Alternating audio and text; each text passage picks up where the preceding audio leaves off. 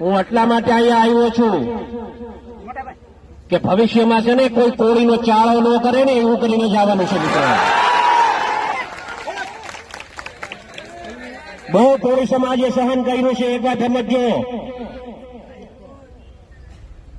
ગુજરાત ભરમાં કોળી જેટલા છે એટલાને વાત કરવા સંદેશો આપવા માંગુ છું. આમ મીડિયાના મારફતે હું કહેવા માંગુ છું મિત્રો, એક વાત સમજો તમે બધા.